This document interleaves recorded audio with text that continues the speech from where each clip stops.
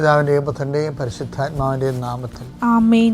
പ്രിയപ്പെട്ടവരെ, ഇന്ന് വെള്ളിയാഴ്ച ജൂലൈ 4-ാം തീയതി പ്രത്യക്ഷ പ്രാർത്ഥന നമുക്ക് പ്രാർത്ഥിക്കാം. അമ്മേ പരിശുദ്ധമ്മേ, അമ്മേ പരിശുദ്ധമേ, ദേവമാതാവേ, ദൈവമാതാവേ, കൃപാസനത്തിലൂടെ ഞങ്ങൾക്കും ഞങ്ങളുടെ ദേശത്തിനും അമ്മ മധ്യസ്ഥം തേടി എല്ലാ അനുഗ്രഹങ്ങൾക്കും കൃപകൾക്കും ഞങ്ങളിപ്പോൾ ഹൃദയം നിറഞ്ഞ നന്ദി പറയുന്നു.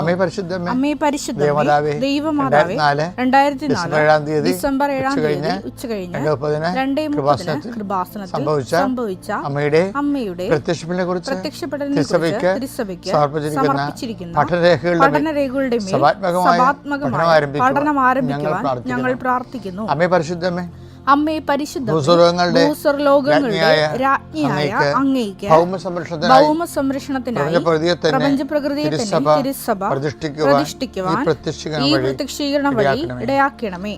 പരിശുദ്ധമേ, ജപമാല മാതാവേ, സകല കൃപാസനം പ്രാർത്ഥനയോടും ചേർത്ത് ഞങ്ങളിപ്പോൾ പ്രാർത്ഥിക്കുന്ന ഈ കുടുംബത്തിന്റെ പ്രത്യേക നിയോഗം പറമക്കളെ.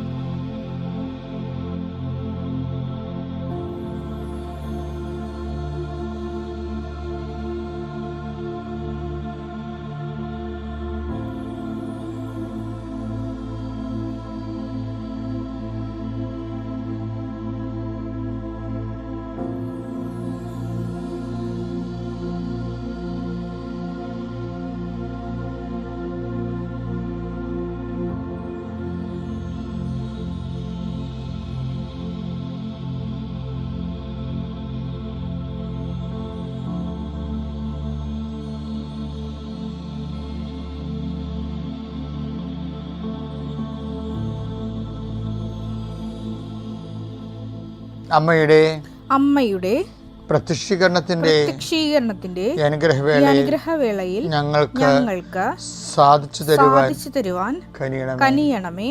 ആമേൻ. വിശ്വാസ പ്രമാണം. സർവശക്തനായ പിതാവും ആകാശത്തിന്റെയും ഭൂമിയുടെയും സൃഷ്ടാവുമായ ദൈവത്തിൽ ഞാൻ വിശ്വസിക്കുന്നു. അവിടുത്തെ ഏകപുത്രനും ഞങ്ങളുടെ കർത്താവുമായ ഈശോമിശിഹായിലും ഞാൻ വിശ്വസിക്കുന്നു. ഈ പുത്രൻ പരിശുദ്ധാത്മാവിനാൽ ഗർഭസ്ഥനായി കന്യകാമറിയത്തിൽ നിന്ന് പിറന്ന് പൊന്തിയോസ് പീലാത്തോസിന്റെ കാലത്ത് പീഡകൾ സഹിച്ച് കുരിശിൽ തറയ്ക്കപ്പെട്ട് മരിച്ച് അടക്കപ്പെട്ട് പാതാളങ്ങളിൽ ഇറങ്ങി മരിച്ചവരുടെ ഇടയിൽ നിന്ന് 3-ാം നാൾ ഉയർത്ത് സ്വർഗത്തിലേക്ക് എഴുന്നള്ളി സർവശക്തിയുള്ള പിതാവായ ദൈവത്തിന്റെ വലതുഭാഗത്തിരിക്കുന്നു. അവിടെ നിന്ന് ജീവിക്കുന്നവരെയും മരിച്ചവരെയും വിധിക്കുവാൻ വരുമെന്നും ഞാൻ വിശ്വസിക്കുന്നു. പരിശുദ്ധാത്മാവിലും ഞാൻ വിശ്വസിക്കുന്നു. വിശുദ്ധ കത്തോലിക്കാ സഭയിലും പുണ്യവാന്മാരുടെ ഐക്യത്തിലും പാപങ്ങളുടെ മോചനത്തിലും ശരീരത്തിന്റെ ഉയർപ്പിലും നിത്യമായ ജീവിതത്തിലും ഞാൻ വിശ്വസിക്കുന്നു. ആമേൻ. സ്വർഗ്ഗസ്ഥനായ ഞങ്ങളുടെ പിതാവേ, അങ്ങയുടെ നാമം പൂജിതമാകണമേ. അങ്ങയുടെ രാജ്യം വരണമേ. അങ്ങയുടെ തിരുമനസ് സ്വർഗത്തിലെ പോലെ ഭൂമിയിലും ആകണമേ. അന്നു വേണ്ടുന്ന ആഹാരം ഇന്ന് ഞങ്ങൾക്ക് തരണമേ. ഞങ്ങളോട് തെറ്റ് ചെയ്യുന്നവരോട് ഞങ്ങൾ ക്ഷമിക്കുന്നത് പോലെ ഞങ്ങളുടെ തെറ്റുകൾ ഞങ്ങളോടും ക്ഷമിക്കണമേ. ഞങ്ങളെ പ്രലോഭനത്തിൽ ഉൾപ്പെടുത്തരുതേ, തിന്മയിൽ ഞങ്ങൾ രക്ഷിക്കണമേ. ആമേൻ. നന്മ നിറഞ്ഞ മറിയമേ, സ്വസ്തി. കർത്താവ് അങ്ങയുടെ കൂടെ സ്ത്രീകളിൽ അങ്ങ് അനുഗ്രഹിക്കപ്പെട്ടവളാകുന്നു. അങ്ങയുടെ ഉദരത്തിൻ ഫലമായി ഈശോ അനുഗ്രഹിക്കപ്പെട്ടവനാകുന്നു. പരിശുദ്ധ മറിയമേ, തമ്പുരാന്റെ അമ്മേ, പാപികളായ ഞങ്ങൾക്ക് വേണ്ടി ഇപ്പോഴും ഞങ്ങളുടെ മരണസമയത്തും തമ്പുരാനോട് അപേക്ഷിക്കണമേ. ആമേൻ. കർത്താവേ, നിന്റെ ഉന്നതമായ നാമത്തിന് സ്തോത്രം ചെയ്യുന്നു. കർത്താവേ, നിന്റെ വിശുദ്ധ പൗരോഹിത്യത്തെ മഹത്വപ്പെടുത്തണമേ. കർത്താവേ, സഭയിലുള്ള സാന്നിധ്യം പ്രകടമാക്കണമേ.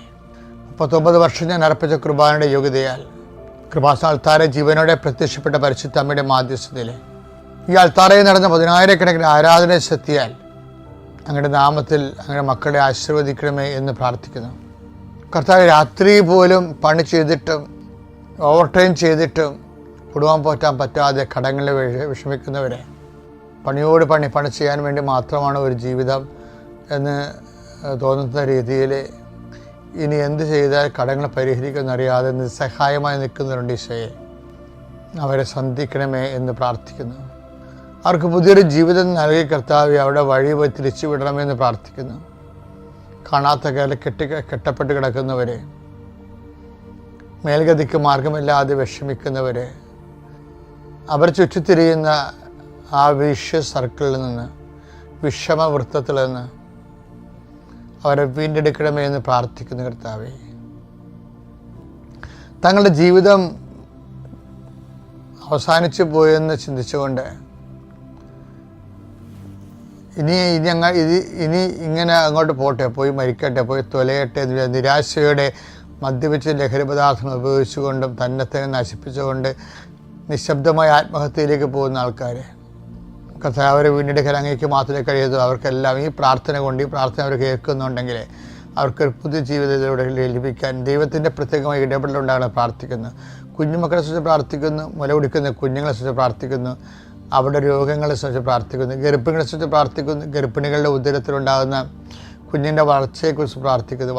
വളർച്ച മുട്ടിപ്പോയിട്ടുള്ള കുഞ്ഞുങ്ങൾ, ഗർഭാശയ സിസ്റ്റുള്ളവർ, ഗർഭാശയത്തിൽ ക്യാൻസറുള്ളവർ, ഉദരാശയ ക്യാൻസർ, ആമാശയ ക്യാൻസർ, കുടലിൻ്റെ കുരുക്ക്, അൾസർ, അരിസസ് രോഗങ്ങൾ, ആന്തരിക രോഗങ്ങളെ സമർപ്പിച്ച് പ്രാർത്ഥിക്കുന്നു. ബ്രെയിനിൽ കർത്താവ് സിസ്റ്റുള്ളവർ, ബ്രെയിൻ ഹെമറേജ് സംഭവിച്ചവർ, ഹൃദയത്തിന് കർത്താവ് സ്റ്റോപ്പ് വന്ന് അവർക്ക് ഹൃദയത്തിന് ശ്വാസതടസ്സം ഉണ്ടായിരുന്നവർ, ഹൃദയത്തിന് ഒരു അറ്റാക്ക് കഴിഞ്ഞ ശേഷം പിന്നെ ജീവിതം തന്നെ മാറി മറിഞ്ഞു പോയെന്ന് വിചാരിച്ചതിന് വിഷമത്തിലിരിക്കുന്നവർ, അവർക്ക് ജോലിക്ക് പോകാൻ പറ്റുന്ന രീതിയിൽ അവരെ ആരോഗ്യം വീണ്ടെടുത്തായിട്ട് അവരെ ബോധ്യപ്പെടുത്താൻ പ്രാർത്ഥിക്കുന്നു.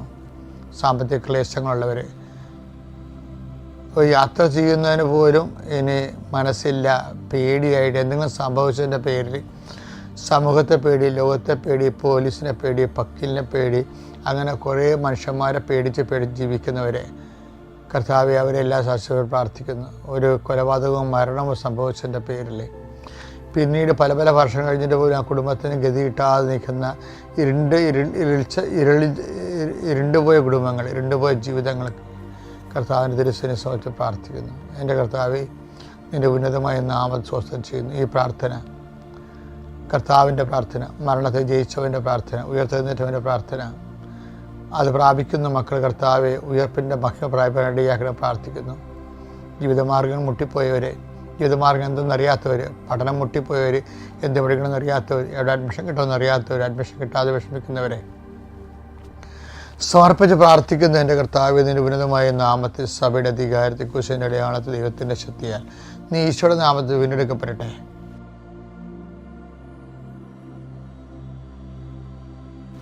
ഈ ഉടമ്പടി ധ്യാനത്തിൻ്റെ അതാത് ദിവസങ്ങളിലുള്ള ഒരു ഹ്രസ്വ സൂത്രവാക്യങ്ങളാണ് പലപ്പോഴും ജീവിതത്തെ മേൽഗതി ലഭിക്കുന്നതിന് വേണ്ടി നമ്മുടെ ഡെയിലി ബ്രെഡിൽ നിങ്ങളോട് പങ്കുവെക്കുന്നത്. ബൈബിള് മൊത്തം നോക്കുമ്പോൾ ബൈബിളിനെ വിളിക്കുന്ന പേര് ഉടമ്പടി പുസ്തകം എന്നാണ്. ബൈബിള് തന്നെ ഒരു ഉടമ്പടി പുസ്തകമാണ്. 2 രാജാക്കന്മാർ 23:3 എഴുതുക. സ്തംഭത്തിന് സമീപം നിന്നുകൊണ്ട് ഉടമ്പടി ഗ്രന്ഥത്തിൽ എഴുതിയിരിക്കുന്ന ബൈബിൾ എന്ന് പറയണില്ല അവര്, കർത്താവിൻ്റെ പുസ്തകം എന്ന് പറയണില്ല, വചനഗ്രന്ഥം എന്ന് പറയണില്ല, മറിച്ച് ഉടമ്പടി ഗ്രന്ഥം എന്നാണ് വിളിക്കുന്നത് ബൈബിളിന്. അതെ, ഉടമ്പടി ഗ്രന്ഥത്തിൽ എഴുതിയിരിക്കുന്ന കർത്താവിന്റെ കൽപ്പനകളും പ്രമാണങ്ങളും അനുശാസനങ്ങളും പൂർണ്ണ ഹൃദയത്തോടും പൂർണ്ണാത്മാവോടും കൂടെ പാലിച്ച് അവിടുത്തെ പിന്തുടർന്നു കൊള്ളാമെന്ന് രാജാവ് കർത്താവുമായി ഉടമ്പടി ചെയ്തു. അത്രയേ ഉള്ളൂ. ഉടമ്പടി അത്രയേ ഉള്ളൂ. എന്താണ്? ദൈവത്തിൻ്റെ വചനങ്ങൾ അനുസരിച്ച് ജീവിച്ചു കൊള്ളാവുന്നു. എന്ന് വെച്ച് കഴിഞ്ഞാൽ നമ്മുടെ അതിൻ്റെ ആ ക്യാപിറ്റൽ വേർഷനിൽ നിന്നാണ് മരിയൻ ഉടമ്പടി ശാഖ എടുത്തിരിക്കുന്നത്. നമ്മുടെ എന്താണ് അമ്മ പറയണത് എന്താണ്? ഇല്ലായ്മകൾ പരിഹരിക്കാൻ അവൻ പറയണ പോലെ ചെയ്യുക, കർത്താവിൻ്റെ കൽപ്പന പ്രമാണങ്ങൾ അനുസരിക്കുക എന്നതിൻ്റെ അർത്ഥം. അതിൻ്റെ ഓരോരോ പ്രാദേശികമായ വിഷയങ്ങളിൽ പ്രാദേശികമായ രീതിയിൽ അത് നമ്മൾ പരിഹരിച്ചും അനുവർത്തിച്ചും പോകും. ബൈബിൾ എന്താണ്? ഉടമ്പടി പുസ്തകമാണ്. പുറപ്പാട് 24:7-8 എടുത്തേ. അനന്തരം ഉടമ്പടി ഗ്രന്ഥം എടുത്ത് അവിടെ കണ്ട പുറപ്പാട് 24 പറയണത് എന്താണ്? ഉടമ്പടി ഗ്രന്ഥം എടുത്ത് ജനങ്ങൾ കേൾക്കെ വായിച്ചു. ബൈബിൾ എന്നല്ല പറയണത്, ഉടമ്പടി ഗ്രന്ഥം എന്ന് പറയണത്. കാര്യം ഈ ബൈബിളിൽ മൊത്തം ഉടമ്പടിയുടെ ഫോർമാറ്റിലാണ് എഴുതിയിരിക്കുന്നത്. എന്തിനാണത്? ഈ പ്രവാചകന്മാർ വന്നതും പോയതും എല്ലാം എന്തിനാണ്? ജനങ്ങൾ ഉടമ്പടി പാലിക്കുന്നുണ്ടോ? ഉടമ്പടി പാലിക്കുന്നുണ്ടോ വെച്ച് കഴിഞ്ഞാൽ ഉടമ്പടി എന്തൊക്കെ വേണം? ഉടമ്പടി 3 കാര്യങ്ങൾ വേണം. എന്തൊക്കെ വേണം? ഫെയ്ത്ത്ഫുൾനെസ് വേണം, ദൈവത്തോട് വിശ്വസ്തത വേണം, പിന്നെ എന്ത് വേണം? ഒബീഡിയൻസ് വേണം, അനുസരണ വേണം. അപ്പം വിശ്വസ്തത, അനുസരണ, പിന്നെന്താ വേണ്ടത്? അതുപോലെ തന്നെ റിലേഷൻഷിപ്പ്, ദൈവമായിട്ടുള്ള ബന്ധം. ഇത്രയും കാര്യങ്ങളാണ് ഉടമ്പടി കാതൽ. അപ്പോൾ ഫെയ്ത്ത്ഫുൾനെസ് വേണം, ഒബീഡിയൻസ് വേണം, റിലേഷൻഷിപ്പ് വേണം. അതായത് വിശ്വസ്തത വേണം, അനുസരണ വേണം, അതുപോലെ തന്നെ ദൈവത്തോട് ബന്ധം വേണം. അതിന് ആണ് നമ്മൾ ഉടമ്പടിയുടെ ഓരോ ഫോർമുല നമ്മൾ അത് ആക്ടിവേഷൻ പ്രിൻസിപ്പിളിൽ നമ്മൾ അവൻ പറയണ പോലെ ചെയ്യുന്നതിൽ ആ ഓരോ കാര്യങ്ങൾ അടയാളപ്പെടുത്തിയിരിക്കുന്നത്. അപ്പം നിങ്ങൾ ഉപ്പ് ഉപയോഗിക്കണമെന്ന് പറഞ്ഞ ഉടമ്പടിയിൽ ആ ബൈബിളിലൂടെ ഉപ്പ് ഉള്ളതാ, ഉപ്പ് ഉപയോഗിക്കുന്നതാണ്. അതിന് വിശ്വാസ പ്രയോഗമെന്ന് പറയും. വിശ്വാസം തന്നെ വിശ്വാസികൾ പ്രാർത്ഥിക്കാം, വിശ്വാസം പ്രഖ്യാപിക്കാം, വിശ്വാസം പ്രയോഗിക്കാം. അപ്പോൾ നിങ്ങൾ ഇത് അതുകൊണ്ടാണ് ഞാൻ വിശ്വാസ പ്രമാണം ചെല്ലിക്കുക വേണം ഉടമ്പടി ഉപയോഗിക്കുക എന്ന് പറഞ്ഞതിൻ്റെ കാരണം വിശ്വാസത്തെ പ്രഖ്യാപിക്കണത് ആ പ്രയോഗത്തിലൂടെ നടക്കുന്നത് പ്രഖ്യാപനമാണ്. അപ്പോൾ ഇതൊക്കെ അറിഞ്ഞ് വേണം നമ്മൾ അതിൻ്റെ ശാസ്ത്രീയമായ വിഷയങ്ങൾ ആത്മീയ ബൈബിൾ ശാസ്ത്രപ്രകാരം ചെയ്യാൻ വേണ്ടി. ഇപ്പം ഉദാഹരണം ബൈബിളെല്ലാം അങ്ങനെ ഇതെല്ലാം നോട്ട് ബൈ മേട്ടിൽ നടക്കേണ്ടതാണ്. ബൈബിൾ ഉടമ്പടിയുടെ അടിസ്ഥാന സൂത്രവാക്യം, രക്ഷയുടെ സൂത്രവാക്യം എന്താ? രക്ഷ മനുഷ്യരാശി പ്രാപിക്കുന്നതിന് വേണ്ടിയാണല്ലോ ദൈവം ഉടമ്പടി കൊണ്ടുവന്നത്. അപ്പോൾ രക്ഷയുടെ അടിസ്ഥാന സൂത്രവാക്യം എന്താ? Not by merit but by grace. അത് എഫെസ്യർ 2:8 നിൻ്റെ കഴിവല്ല എൻ്റെ കൃപയെന്ന്. അപ്പം എൻ്റെ കൃപയെന്നുള്ള വിഷയം നമ്മുടെ കഴിവ് 0 മാറുമ്പോഴും അപ്രസ്തുതമാകുമ്പോഴും അത് അപര്യാപ്തം, കഴിവുകൾ അപര്യാപ്തമായി വരുമ്പോഴാണ് ശരിക്കും ഉടമ്പടി ആവശ്യമായി വരണത്.